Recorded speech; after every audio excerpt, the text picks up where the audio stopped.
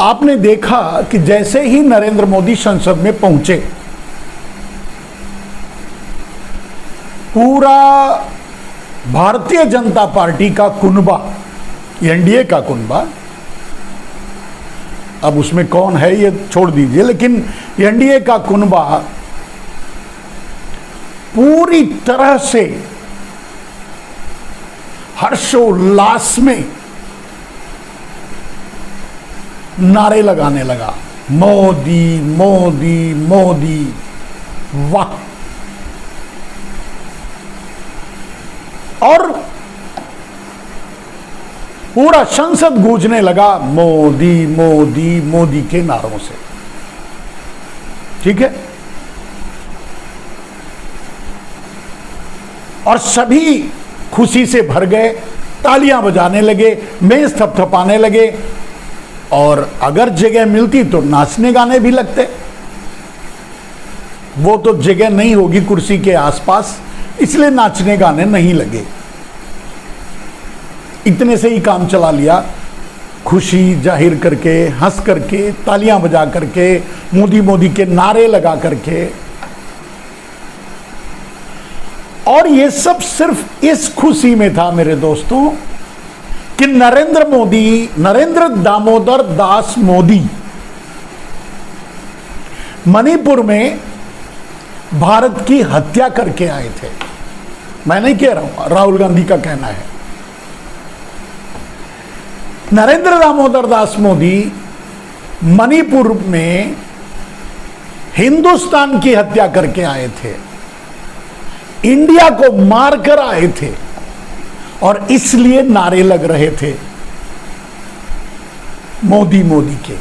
इसलिए हर्षोल्लास से सारे सांसद भारतीय जनता पार्टी के भर गए। उनकी गोदी मीडिया की, और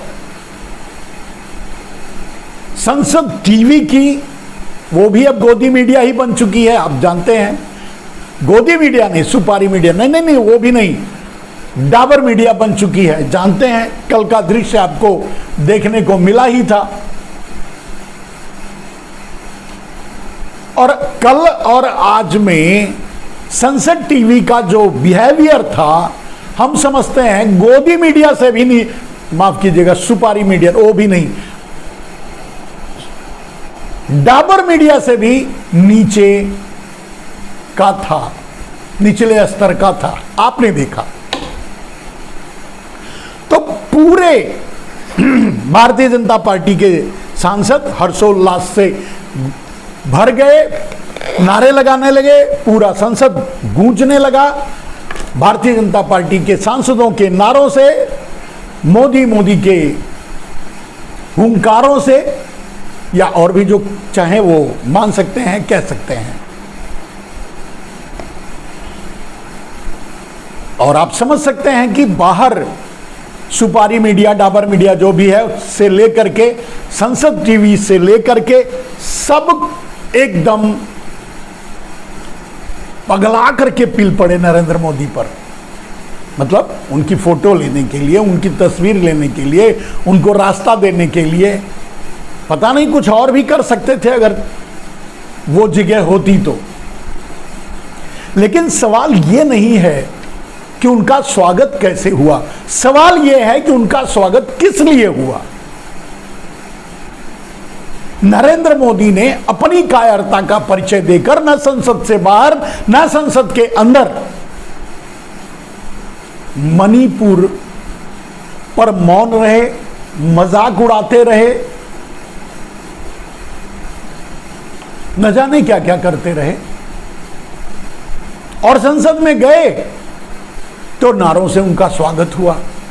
अब इसे क्या कहेंगे आप? और स्वागत क्यों हुआ? विश्व विजय करके आए थे, मणिपुर को फूंक और जला करके आए थे, इसलिए स्वागत हुआ। स्वागत क्यों हुआ? नारे क्यों लगे मोदी मोदी के?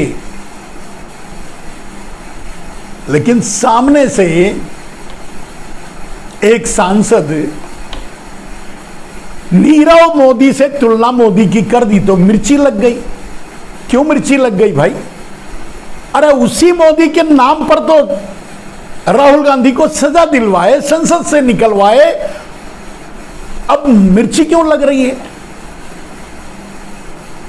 कोई मोदी का नाम लिया, मोदी की तुलना मोदी से नहीं करेगा तो किससे करेगा? अमित शाह से करेगा, शाह से करेगा। मोदी की तुलना तो मोदी से ही करेगा ना, शाह से तो करेगा नहीं। तो उसमें मिर्ची लगने वाली कौन सी बात है? लेकिन लग गई। और बाबू की बबुई जो थी, चलिए उसकी तो देखते ही बनती थी, आप समझ सकते हैं। बाबू आए संसद में, राहुल गांधी ने जितना लिख के दिया था उतना ही बोले, क्योंकि वहां टेलीप्रॉम्प्टर तो था नहीं। राहुल गांधी ने कल डायरेक्शन जो दिया था, कल लिख करके दिया था, उससे ज्यादा या उससे कम नरेंद्र मोदी नहीं बोले। कैसे? राहुल गांधी ने कुछ लकीरें खींच दी थी, नरेंद्र मोदी कुछ दूर तक लकीरें पीटते रहे, और यही राहुल गांधी खींच कर गए थे कि मोदी जी आना, आप मेरी खींची हुई लकीर को पीटना। पीटे। राहुल गांधी ने कुछ बाउंड्री तय कर दी थी कि आप इतने से बाहर निकलकर मत बोलना, कम से कम मणिपुर पर तो मत बोलना। मोदी जी ने वही किया, सांसदों ने वॉकआउट भी किया। खैर इसका कोई महत्व नहीं है। नरेंद्र मोदी जब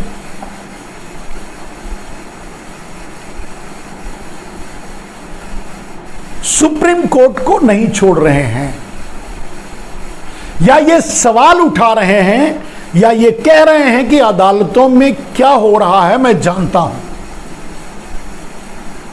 मतलब उनको कहीं जोरदार मिर्ची लगी हुई है। तो अदालतों में क्या हो रहा है भैया? मोदी जी बताना ही चाहिए था, थोड़ा विस्तार से ही बता देते अदालतों में क्या हो रहा था, हो रहा है। खैर आप तो बताएंगे नहीं, बताने के लिए कुछ तो है नहीं, तो बताएंगे क्या? लेकिन ये संकेत जरूर दिए, अदालतों में क्या हो रहा है मैं जानता हूं, ये धमकी जरूर दिए सुप्रीम कोर्ट को। ठीक है, अब वो सुप्रीम कोर्ट देखेगा इस धमकी का क्या जवाब देता है। आपने इनडायरेक्टली, नरेंद्र मोदी जी आपने इनडायरेक्टली सुप्रीम कोर्ट को धमकी दी, मैं जानता हूं अदालतों में क्या हो रहा है। लेकिन मोदी जी आपने आरएसएस को तो कुछ नहीं कहा जो ये करवा रहा है, आपने आरएसएस के बारे में तो कुछ नहीं बोला, आरएसएस पर उंगली आपने नहीं उठाई, अपनी पार्टी बीजेपी पर आपने उंगली नहीं उठाई और कुछ नहीं बोला, जो ये सब आपके खिलाफ करवा रहा है।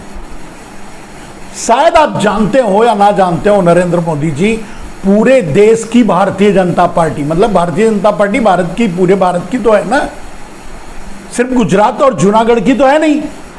तो भारतीय जनता पार्टी और आपके बीच जो खाई जो रेखा खिंच चुकी है, जो खाई खुद चुकी है, अब वो पटने वाली नहीं है।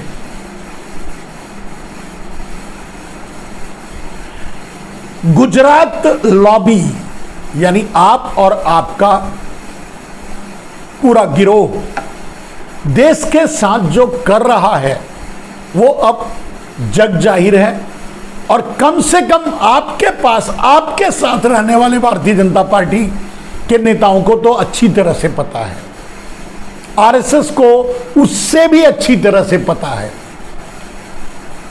इसलिए बच के रहिए अपने नेताओं से। ये नारे जो लगा रहे थे, ये नारे नहीं लगा रहे थे, ये मोदी मोदी के नारे नहीं लगा रहे थे आपके स्वागत में, आपकी हूटिंग कर रहे थे आपके ही पार्टी के लोग। अब आप खुद सोच के देखिए कि इतने दिनों से आए नहीं आप, मणिपुर पर कुछ बोले नहीं आप, मणिपुर पर कुछ किए नहीं आप। आपकी गुजरात लॉबी और उसके अमित शाह ने तो यहां तक संसद में कह दिया कि मुख्यमंत्री को क्यों हटाएंगे, मुख्यमंत्री तो कोऑपरेट कर रहा है। क्या कोऑपरेट कर रहा है, संसद को बताना चाहिए था। वहां जो नग्न फिल्में आ रही हैं वो आपका मुख्यमंत्री आपको भेज करके आपको आनंद लेने के लिए कह रहा है। क्या कोऑपरेट कर रहा है, कैसा कोऑपरेशन है भाई। मणिपुर जल रहा है, उसकी तस्वीरें आपको तो वैसे भी पेगासस से मिलती होंगी, लेकिन वहां के राज्यपाल और वहां के मुख्यमंत्री आपको भेज भेज करके आपको कोऑपरेट कर रहे हैं कि ये देखिए और आनंद लीजिए। क्या कोऑपरेट कर रहे हैं। वहां कई हजार एफआईआर हो चुके हैं, उन पर कोई कार्रवाई नहीं, यही कोऑपरेट कर रहे हैं। वहां महिलाओं को नंगा करके घुमाया जा रहा है, सार्वजनिक रेप किया जा रहा है, यही कोऑपरेट कर रहे हैं। उन पर कोई कार्रवाई नहीं होने दे रहे हैं, अपराधियों को पकड़ने में, यहां तक कि एफआईआर लिखने में इतनी देरी कर रहे हैं, तो आपके मुख्यमंत्री यही कोऑपरेट कर रहे हैं। What the hell he is cooperating. शर्म तो आती नहीं, बोल जाते हो। तो आप अपने अमित शाह से पूछना चाहिए था कि क्या कोऑपरेट कर रहे हैं। और जो नारे लगा रहे थे मोदी मोदी के, वो आपकी हूटिंग कर रहे थे। आपको तो शर्म है नहीं, क्योंकि पूरी जो आपकी भारतीय जनता पार्टी है उसको पता है कि गुजरात लॉबी क्या कर रही है देश के साथ, ये अडानी क्या कर रहा है देश के साथ, ये अंबानी क्या कर रहा है देश के साथ, ये कुछ गुजराती चोर देश के साथ क्या कर रहे हैं और पूरे इतिहास में क्या किए हैं, सिर्फ आज नहीं। आपने कांग्रेस का इतिहास बताया, आपने यह बताया कि कांग्रेस की स्थापना ह्यूम ने की थी, लेकिन आपने यह नहीं बताया कि अंग्रेजों को भारत लाने वाला एक गुजराती था। आपको यह भी बताना चाहिए था। ईस्ट इंडिया की स्थापना करवाने वाला गुजरात था और गुजराती थे, यह नहीं आपने बताया। यह भी इतिहास आपको बताना चाहिए था। जिस वंश से आते हो आप, जिस समाज से आते हो आप, जहां से आप आते हो, उसके बारे में आपको बताना चाहिए था। आपने क्यों नहीं बताया इतिहास। आपने कांग्रेस का इतिहास सिर्फ 2 शब्दों में समेटने की कोशिश की कि कांग्रेस की स्थापना ह्यूम ने की थी। आपने यह नहीं बताया कि आरएसएस अपने जन्म से लेकर के आज तक, अभी छोड़ दीजिए, 1947 तक अंग्रेजों की दलाली करता रहा, साथ देता रहा, उनके साथ खड़ा रहा, उनकी मुखबिरी करता रहा। इस इतिहास के बारे में नहीं बताया जिसके बल पे आप प्रधानमंत्री बने हो, जिसके बल पे इस कुर्सी पर बैठे हो, जिसके बल पे आप यहां तक पहुंचे हो, उस इतिहास को नहीं बताया। कांग्रेस की स्थापना ह्यूम ने की थी, यह बात सही है, नरेंद्र मोदी जी। लेकिन कांग्रेस ने अंग्रेजों को भारत छोड़ने पर मजबूर किया। आप तो उन्हें जाने नहीं दे रहे थे, पकड़ के लटक गए थे। आपने तो अंग्रेजों भारत छोड़ो का भी विरोध किया था। आज जिसका इतना बड़ा ड्रामेटिकल तरीके से क्विट इंडिया का नाम ले रहे हो, क्विट इंडिया, भ्रष्टाचार, मैंने बताया सारे भ्रष्टाचारी तो आपके साथ हैं। जब वो क्विट इंडिया हो जाएंगे तो सरकार उसी दिन गिर जाएगी। आप प्रधानमंत्री कैसे रहोगे, आपके सारे प्रदेशों की सरकार गिर जाएगी, आपकी पार्टी ही खत्म हो जाएगी। सारे भ्रष्टाचारी तो आपकी पार्टी में 90% तक, 80 to 90% तक सारे के सारे भारत के भ्रष्टाचारी आपकी पार्टी में हैं। अगर वो चले जाएंगे क्विट इंडिया के, तो पार्टी कैसे चलाओगे मोदी जी? अमित शाह और आप मिलकर के पार्टी चला लोगी? अमित शाह और आप और अडानी मिलकर के पार्टी चला लोगे? कल यही मिर्ची तोड़कर गए थे राहुल गांधी, और उसी मिर्ची की जलन मिटाने में आपने आज पूरे संसद का समय बर्बाद कर दिया। खैर, जो बात नहीं बोलनी थी वो आप नहीं बोलोगे, जो बोलना है वो बोलते रहोगे, दोष कांग्रेस पर देते रहोगे। आप संसद में ऐसे भाषण दे रहे थे जैसे प्रधानमंत्री राहुल गांधी हैं और सत्ता पक्ष कांग्रेस है। आप पूरा अपना वक्तव्य एक बार फिर से सुन लीजिएगा। मोदी जी, आप अपना ही बयान, संसद में दिया हुआ अपना बयान फिर से एक बार सुन लीजिएगा। अपने जो थोड़े स्पष्टवादी आपके ब्यूरोक्रेट्स हों, आपके साथी दोस्त हों, आपके सहयोगी हों, उनके सामने अपना बयान, अपना भाषण संसद में दिया हुआ सुन लीजिएगा और सुना करके पूछ लीजिएगा कि आप जो भाषण दे रहे थे, जो बोल रहे थे, वो एक विपक्ष की भाषा बोल रहे थे और ऐसे बोल रहे थे जैसे सत्ता पक्ष में कांग्रेस है, सरकार कांग्रेस की है और राहुल गांधी प्रधानमंत्री है। वो तो होंगे ही, अभी नहीं तो 2024 में। लेकिन आप तो आज से ही विपक्ष में बैठने की भूमिका और मुद्दा तय कर लिया है।